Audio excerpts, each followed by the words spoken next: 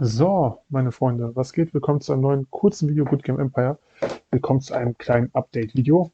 Deswegen lasst euch bitte nicht davon irritieren, dass wir heute auf jetzt spielen sind. Es gab größere Ankündigungen von Good Game Empire, da will ich jetzt einfach mal kurz durchgehen. Dennoch noch einmal das Wichtigste vorab. Dieser Bestseller-Shop, jetzt nicht dieses Ding hier, aber der Bestseller-Shop, der ist im normalen Spiel schon rausgenommen worden und eigentlich sollte der auch schon in anderen, zum Beispiel in Außenwelten oder sowas rausgenommen worden sein. Scheinbar ist es noch nicht überall angekommen. Ich wiederhole es nochmal. Der Bestseller-Shop ist verkackt. Da funktioniert was nicht. Ihr gebt die Rubine aus, ihr bekommt dafür nichts wieder in der Gegenleistung. Dementsprechend seid bitte nicht zu sauer, wenn das bei euch der Fall ist, dann seid ihr jetzt inzwischen selber schuld, weil der Fehler ist schon seit 2 Wochen oder sowas bekannt und auch oft genug geteilt worden.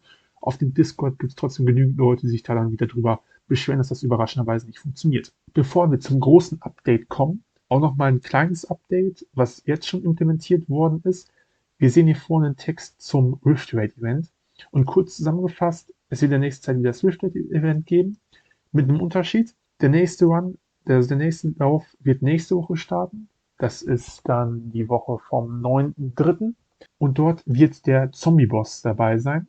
Das allerdings schon mit der ersten Besonderheit, der wird jetzt 11 Level statt bis wir vorher 10 Level haben.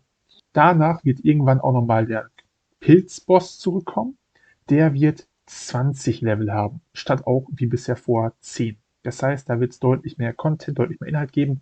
Ob das jetzt heißt, dass die Wellen nochmal schwerer gemacht werden oder ob das anders gestreckt wird, sodass die alte Level 10 jetzt dann beim Pilz-Event dann zum Beispiel neue 15 ist, dass es 5 neue Level gibt und der Rest ein bisschen angeglichener worden ist, weiß ich nicht. Ich bin mal gespannt, wie sich das entwickelt. Beim Pilz-Event werde ich auf jeden Fall auch mit reingucken, wie sich das entwickelt hat. Da habe ich auch ein Video zu gemacht. Ich weiß nicht, ob das schon draußen ist oder noch kommt. Wir gehen allerdings erstmal hier vorne hin zum Upcoming Event. Ostern kommt in ein Schloss. Und zwar erstmal klassischerweise neue Dekoration, 20x20 Dekoration und 20x10 Dekoration. Die kommen wieder zurück, beziehungsweise in neuem Design nochmal wieder rein.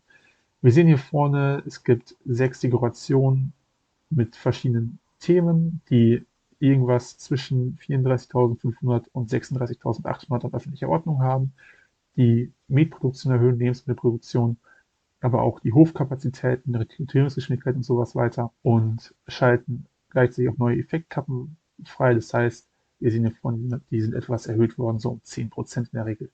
Und die Obergrenze für die Senkung der Rekrutierungskosten bleibt bei 20%. Das ist was relativ Einfaches, was kommt. Und dann neues Gacha-Event, klassischerweise. Das ist dann das Ding, was wir immer wieder hier vorne haben, wo es jetzt gerade keins von gibt, aber das hier unten mit bei ist. Wobei ich glaube, wir haben gerade Pflanzenfälle läuft, also ja so ein Gacha-Event halt. Osterthema, da jetzt so nichts Wildes, neue Aussehen, bezogene Gegenstände, Osterdekoration, Ostertruppen, Kommandanten, Edelsteine, vollständige Bronze- oder Silber-Ausrüstungsteile, Angebotsrelikt, Splitter und sowas weiter. Also das ganze klassische Dings. Dann gibt es neue Bezirk CIs, ein Baugegenstand. Und zwar ist das, wenn ich es richtig verstanden habe, halt einfach so ein Ding, was wir dann im Bauhof bekommen. Das sind dann diese Dinger, die wir hier normalerweise dann halt reinbekommen. Die wird es auch nochmal neue Dinger für geben, wenn ich es richtig verstanden habe. Und zwar, wie wir hier vorne sehen, dann pro Stufe bis Stufe 10 500 öffentliche Ordnung, 1000 öffentliche Ordnung plus ein Verteidigungsbonus und sowas weiter. Also auch die Dinger werden verbessert, die wir da bisher im Spiel haben. Beziehungsweise es wird halt neue geben und die werden entsprechend verbessert sein. Die kann man selbst bauen. Im Konstrukte-Fertigen-Menü, ob man die vorher irgendwie freischalten muss oder was damit passiert, weiß ich nicht. Ich bin auf jeden Fall mal gespannt, wie das dann am Ende aussehen wird, weil das kann auch im Worst Case relativ schnell, relativ schief gehen. Vor allem in Kombination mit der größten Änderung, die kommt. Die größte Änderung ist nämlich das hier. Die Rückkehr zur roten Ausrüstung. Ich weiß nicht, ob ihr es kennt, aber heutzutage ist die stärkste Rüstung eine Reliktrüstung. Nicht mal die Dinger, die ich hier habe. Ich habe hier so meistens Gen 1 Dinger. Das hier ist ein Gen 2 Ding. Und das hier ist auch ein relativ schlechter Gen 2 Held. Das ist auch ein Gen 2 Ding. Man nutzt halt heutzutage die Relikt-Ausrüstung. Bevor es die Reliktrüstung gab, gab es eine andere gute Rüstung, das waren die roten. Wir sehen hier vorne, ich habe hier vorne einmal den Feldherrn, das ist aber scheißegal, weil das einfach so ein Ding ist, was du geschenkt bekommst in Level 3 oder so.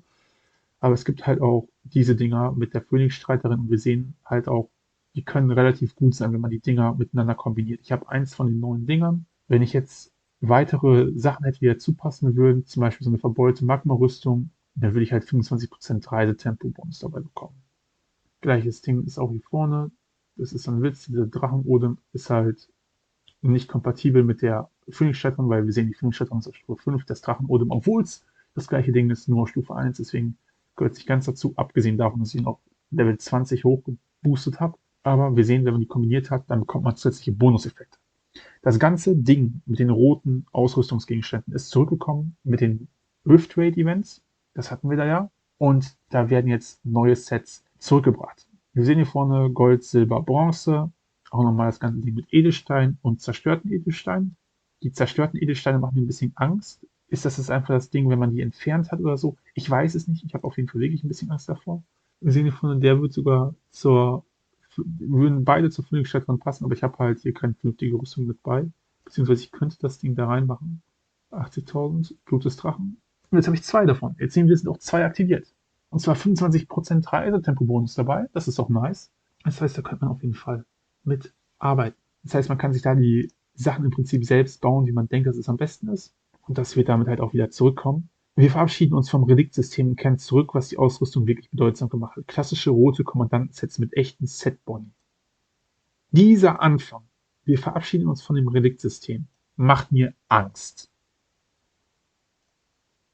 Der macht mir wirklich Angst. Der macht mir wirklich Angst, weil das heißen könnte, dass vor allem die guten Reliktgegenstände, das sind dann die Sachen für die Gen 2 sind, die man vor allem beim Rad des Reichtums bekommt, hier drunter, Reliktausrüstung, dass die guten Dinger ausgetauscht werden, dass das Ding hier wegkommt und dass man wirklich übelst Glück hier vorne in der Taverne braucht oder sonst irgendwie, dass man an diese, bei den Gacha-Events, an die Gen 2 Dinger kommt, weil ansonsten hast du nicht viele Möglichkeiten. In den regulären Events oder sowas, wenn du da weiterspielst, bekommst du halt meist so Gen 1 Equipment, also relativ schlechte Sachen. Und auch hier im Schmiedemeister, wenn du da was kaufst, wir hier unten reingehen, sehen wir, okay, wir haben 3 Effekte, das ist ein Gen 1 Ding. Auch deshalb, weil ich befürchte, dass die Sachen wirklich unbalanced sein könnten. Wir haben wirklich diese übelsten XXL-Boni mit plus 200% Innenhofkampfkraft, mit plus 400% Mauerbezwingung, mit minus 800% Kampfkraft im Innenhof des Gegners. Ich habe Angst, dass das übelst broken sein könnte. Weil das Problem gab es damals schon. Deswegen hat man sich dann im Ausrüstungshändler sich Sets gekauft gehabt, wenn wir vorne hingehen.